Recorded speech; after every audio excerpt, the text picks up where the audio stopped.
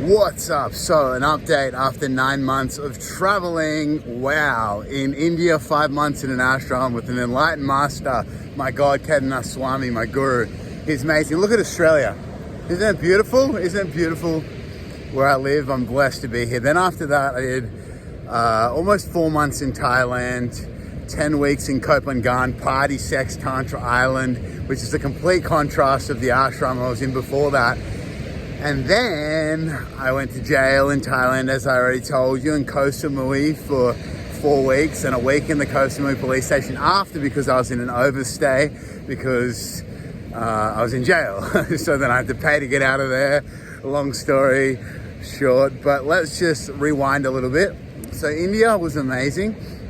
My guru, Kedarnath Swami, he's in Ananda Mayi Ma's lineage. He absolutely destroyed my ego.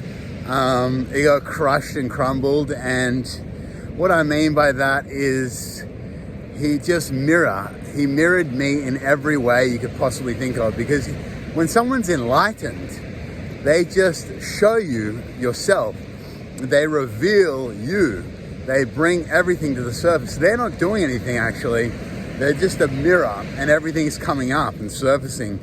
So I thought I was a really good person. I thought I was a really nice, loving, kind guy all the time, like positive pseudo-spirituality. And then I realized, damn, I got some demons under here. I got a dark side, you know? So it was good to see that, because once it comes to your awareness and you see it, you can remove it.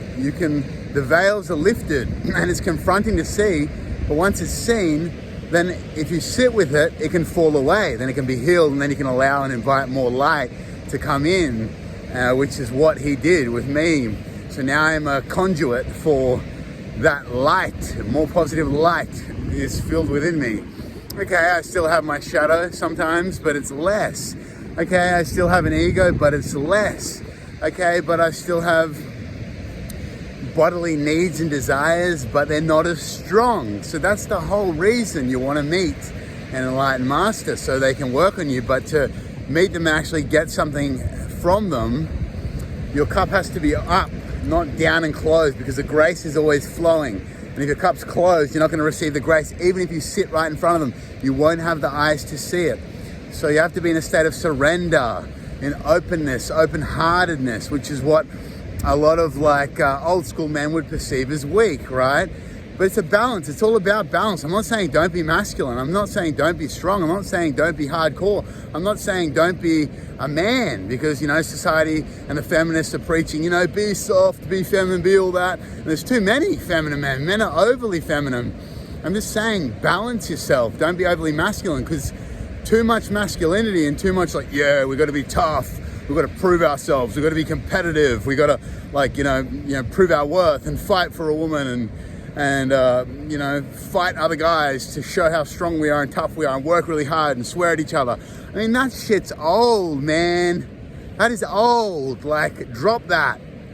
No woman likes that. Anyway, women like emotional intelligence, a man who can feel when the time is necessary and when it's appropriate to feel, so you can actually connect with a woman on a deep level. If you can't connect with a woman on a deep level, what have you got? You got nothing. You can make all the money in the world, but you're going to be a lonely man, or you're going to be a gay man, because no woman's going to actually want you unless they're really superficial. Maybe you got a lot of money, and then your best bet is having to buy a woman, and the relationship's going to be based on money, and there's going to be no deep connection. You're probably going to feel more empty. You're going to have more of a void. That dark void's not going to get filled. That's within you.